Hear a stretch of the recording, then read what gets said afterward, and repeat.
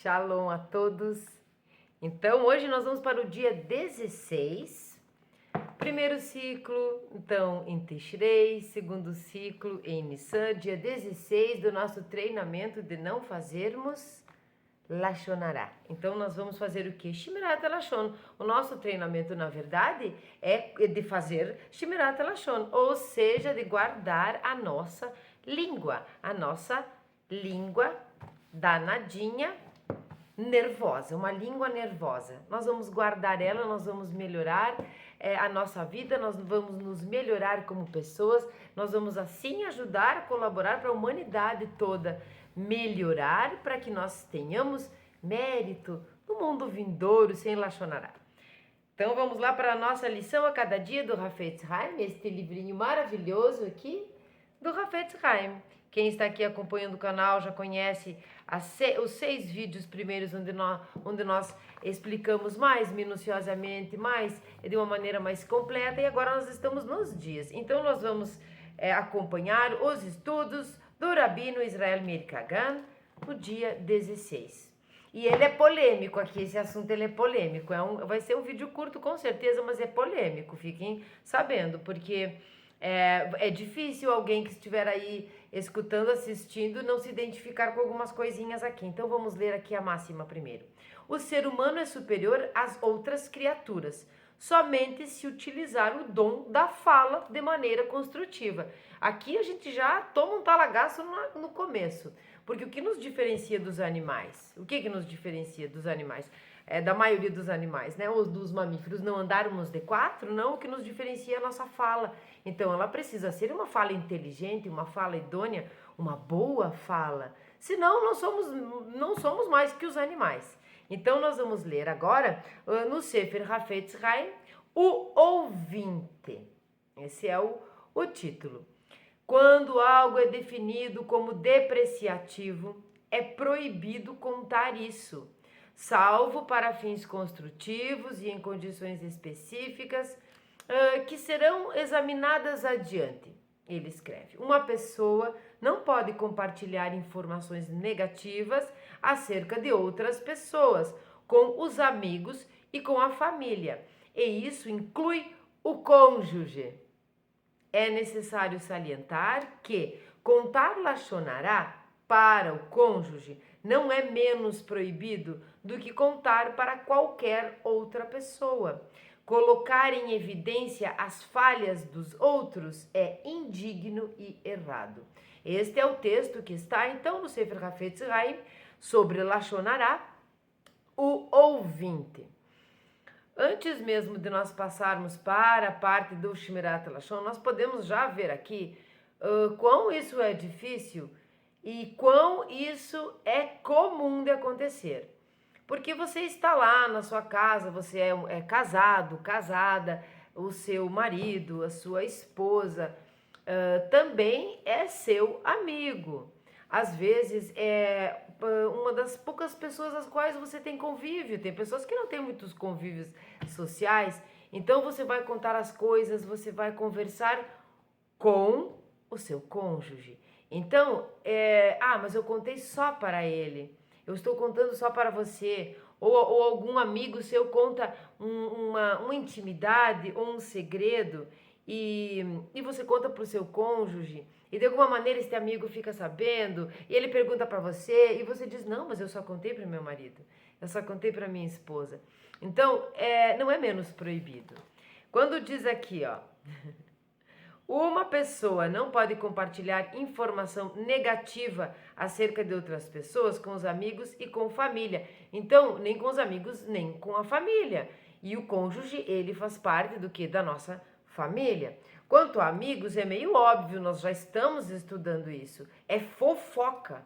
Aqui a informação negativa sobre uma outra pessoa, aqui é a nítida fofoca mesmo. Você não tinha objetivo nenhum. Por quê? Porque no começo diz, ó, quando algo é definido como depreciativo, é proibido contar isso, salvo para fins construtivos e em condições específicas. Fins construtivos, né? Não está especificando quais, mas nós temos que ter bom senso. Ou como, por exemplo, em alguns casos de perigo, por exemplo, de perigo, tá?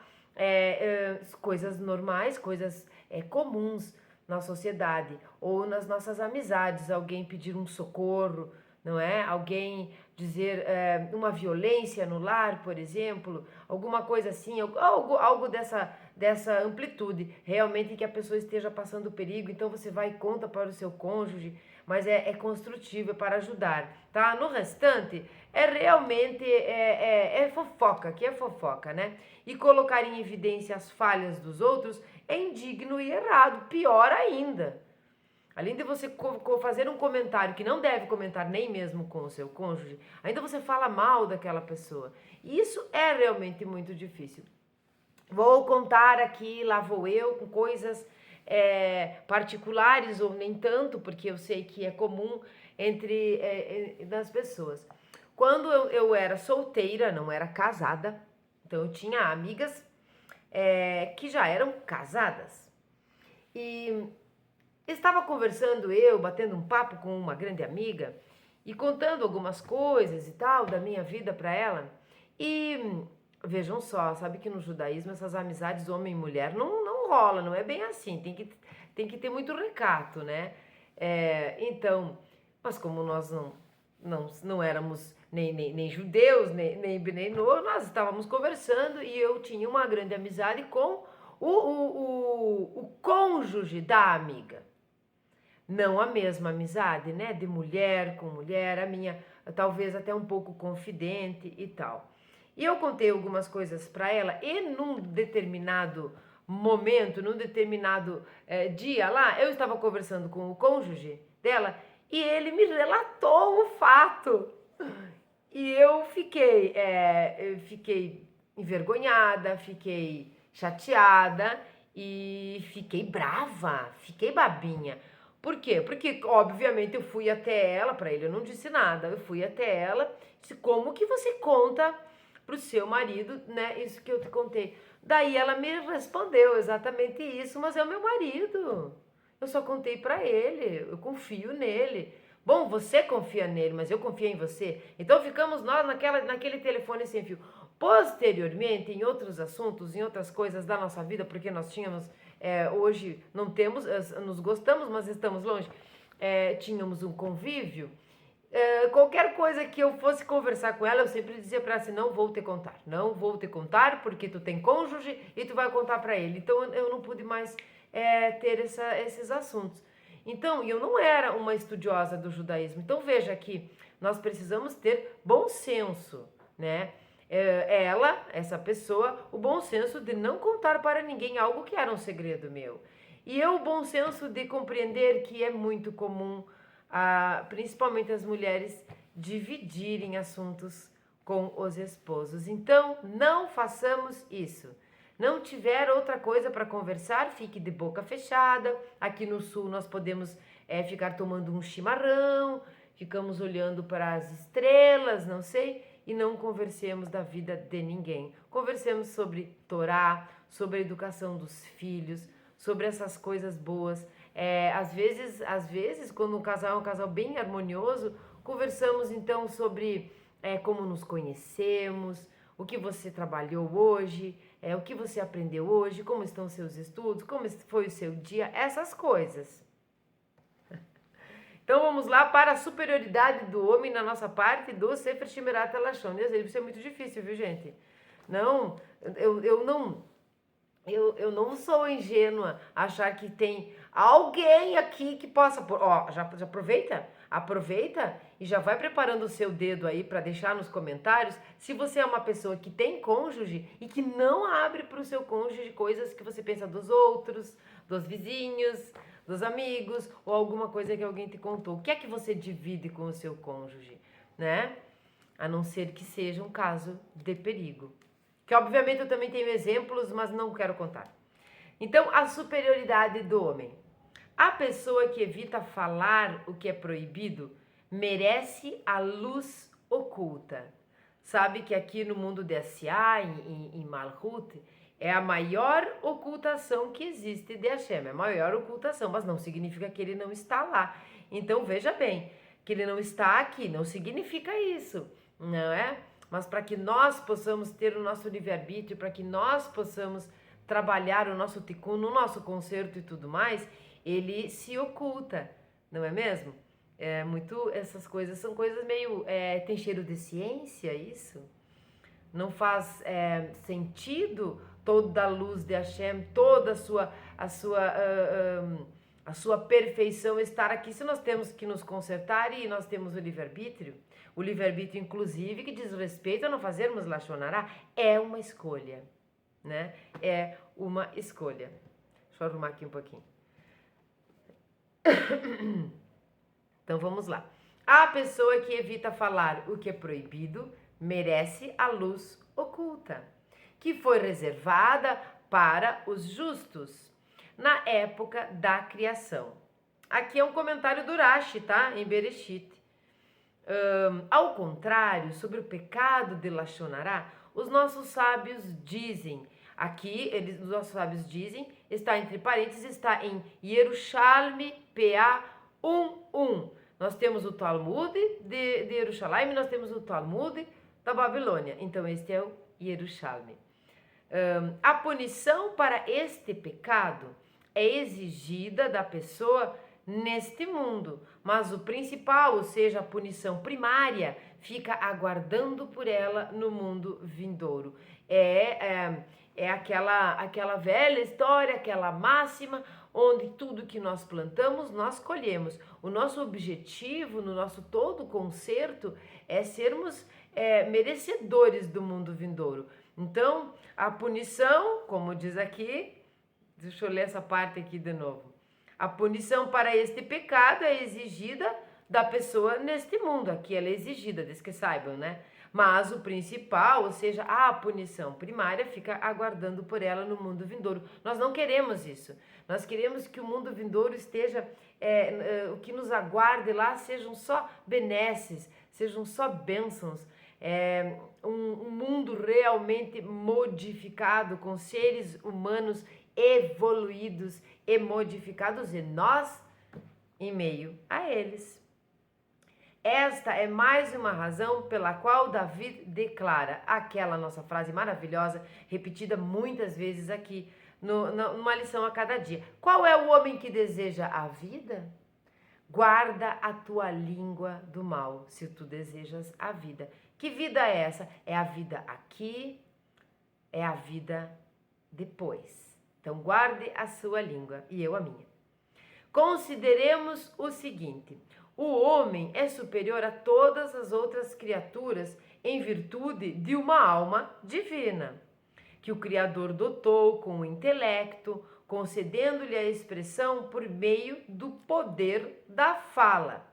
Então, vamos entender bem isso aqui. O homem é superior a todas as outras criaturas em virtude de sua alma divina, tá? Nós não estamos aqui querendo dizer que, por exemplo, os animais não têm uma alma animal, por exemplo, né? Ou alguma coisa que alguns esotéricos chamam de alma-grupo. Não é isso, mas o Criador nos dotou desta alma, né? Nós somos, na verdade, esta alma, ele que o criou, dotou com o intelecto, concedendo-lhe a nós a expressão por meio do poder da fala. Então, o intelecto, o nosso pensamento, o nosso poder de pensar, a nossa cognição, o nosso potencial de aprender. Então, se antes você não sabia, agora você sabe, este é o intelecto.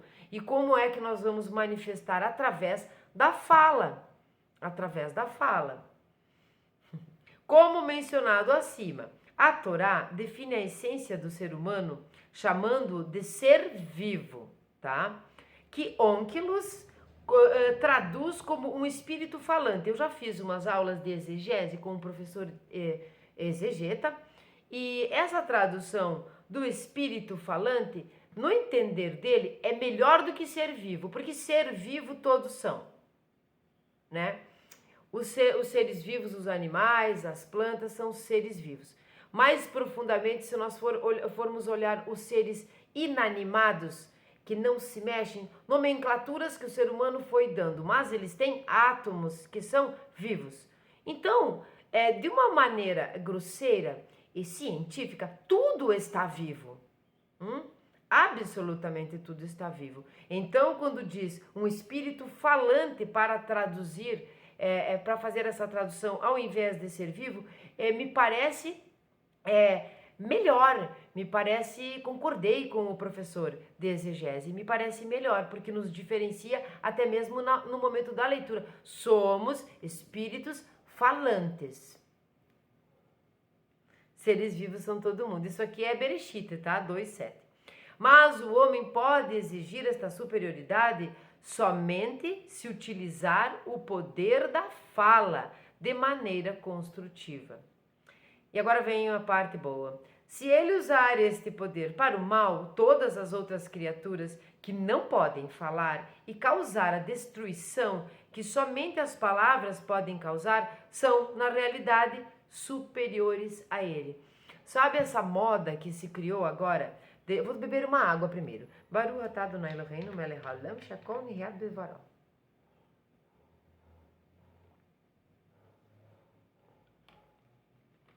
Acordei muito cedo hoje, muito cedo. E vocês acordam cedo? Compartilhem as coisas comigo para nós nos conhecermos, já que não tem live. Para nós nos conhecermos, comenta embaixo, você acorda cedo? Acordei muito cedo, era noite. Era noite ainda. Bom, nos tornam são na realidade superiores a ele. Quer dizer, sabe aquela moda que algumas pessoas, quando se decepcionam demais umas com as outras, dizem assim que é muito melhor ter um cachorro, ter um gato, ter os animais porque eles são mais decentes e tudo, do que as pessoas? Então, o animal, ele não fala, né? Sabemos que ele não fala, Sharon. Bom, ele vai latir, ele vai miar, ele vai se esfregar em você, o cachorro lambe, eu não tenho cachorro. Ele vai expressar carinho, expressar necessidade, expressar também quando ele está insatisfeito. Nós, lá na minha casa, nós temos uma gata, que ela é da família, ela não é uma propriedade nossa, ela é um membro da família, só que de outra espécie. Então, nós já conhecemos como é que um gato se comporta, baixa as orelhas, parece um telhado assim reto quando ela não está gostando, os olhinhos ficam menores, as orelhas ficam alerta quando ela está mais feliz, o rabo fica para cima, a cauda, essas coisas. Mas, às vezes, eles têm umas expressões e umas atitudes onde a gente olha para o animal e diz assim, só falta falar.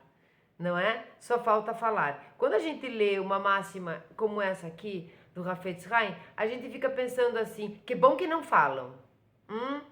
Talvez se falassem estragaria tudo, porque eles são tão mimosos, tão fofinhos.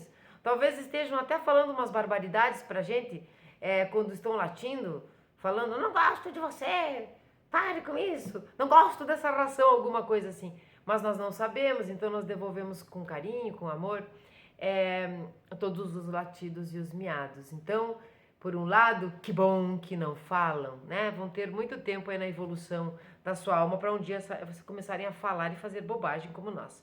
Então, se nós não usarmos a nossa fala de forma idônea, de forma a construir, né? De forma a construir. Se nós não usarmos ela de forma a curar, ela fará o contrário. Ela destruirá e adoecerá pessoas, né? Outra frase muito conhecida. Tem pessoas que nos curam, tem pessoas que nos adoecem. Então, o que diferença nós temos de um animal se nós não soubermos como colocar as palavras e como fazer Shmirat HaLashon no momento que as palavras não são nem interessantes, nem importantes e só estão nos tirando os méritos do mundo vindouro. Nós tivemos há pouco um vídeo no canal sobre Lag BaOmer. Nós não chegamos lá ainda, aqui nesse momento, aqui neste tempo atual, nós estamos em Sefirat HaOmer, na contagem do Homer. Mas lá nós contamos a história do Rabi Shimon Bar Yochai, o nosso grandioso autor do Zohar, a maior obra cabalística de todos os tempos, eu acredito, né? Eu penso que seja. E nós contamos a história de, ao ele sair da caverna, depois dos 12 anos que ele ficou na caverna estudando Torá e estava fugitivo dos romanos, quando ele saiu da caverna, ele estava muito iluminado, ele estava muito... ele passou esse tempo todo servindo a Hashem, unicamente vivendo para isso, para estudar a Torá, e viu as pessoas semeando, plantando, trabalhando, e se indignou. Ele olhou e fulminou as pessoas com os olhos, né? E queimou, que chegou a morrer uma pessoa, e ele proferiu as palavras, né? O que eles estão fazendo? Né? Eles estão... Então, quando ele disse que ele expôs, né? Ele expressou através da fala e também do seu olhar fulminante de julgamento. Infelizmente, um sábio grandioso, mas um humano, ele teve este resvalo, né? Esta recaída. Ele teve uma atitude de julgamento, ele falou, ele proferiu as palavras, porque eles estão se preocupando com essas coisas mundanas enquanto deveriam estar estudando a Torá. Neste momento, a voz celestial, Hashem, mandou que ele voltasse para a caverna. Por quê? Você quer destruir o meu mundo? Você fica 12 anos dentro da caverna, sai da caverna e sai fulminando as pessoas com os olhos, morre só com o teu olhar e falando e julgando o que eles ali estão fazendo. O meu objetivo, estou falando como se fosse Hashem, olha só eu. O meu objetivo, um dos grandes propósitos, é justamente ter uma morada no mundo físico, né? Uma morada para Hashem no mundo físico. Isso não é literal, mas enfim. Quando ele voltou para a caverna, né, deve ter ficado bravo, né, com isso, né, chateadinho, né? E ele voltou para a caverna, ficou mais um ano estudando e recebeu mais ensinamentos ali, cabalísticos, revelações para ele, que depois ele revelaria para os demais, para os discípulos, quando saísse de lá. Ele teve a grande mensagem de que as nossas palavras, as nossas atitudes e o nosso olhar fulminante invejoso, ou nesse caso não era invejoso, ou julgador, ele pode destruir uma pessoa. Nós já sabemos disso, mas ele pode curar. Então, essa é a mensagem naquele momento do Rabi Shimon Bar Yochai voltar. A caverna, ele compreendeu que poderia curar e não destruir. Assim afirma a Escritura. Qual é o homem que deseja a vida? Guarda a tua língua, pois essa é a qualidade que o torna merecedor de ser chamado Ish, de ser chamado homem. Aqui está Ish, tá? Um qualquer homem, mas Ishá também. Esse foi o dia 16, já expliquei para vocês que o dia 16 é o 16º do treinamento. O ideal é começar em 1 de Tishrei ou 1 de Nissan. Mas, frasezinha conhecida, todo dia é dia de nós começarmos a treinar, fazer Shemirat Lashon, não fazer Lashon Hará, termos uma conduta reta para nós crescermos, ajudarmos a humanidade. Então, qualquer dia é dia. Só claro que aqui no decorrer, eu quero começar hoje, não, vai começar no dia 16, no 16º. Vai começar lá nos vídeos, os 6 vídeos primeiros de compreensão, e vai começar no dia 1º, 2º, 3º. Por isso eu gosto de chamar de 1º, 2º, 3º e não 1, 2, 3, porque é o primeiro do treinamento. Então hoje é o 16º do treinamento de não fazer Lashon Hará, por favor. Ai, como Lashon Hará é incomodativa, como Lashon Hará é complicado. Mensagem da mensagem de hoje é proibido contar as coisas que te contam, não deviam nem ter contado, nem ter te contado, mas para o seu cônjuge. É igualmente proibido fazer Lashon Hará com relação a seja lá quem for, com o seu cônjuge.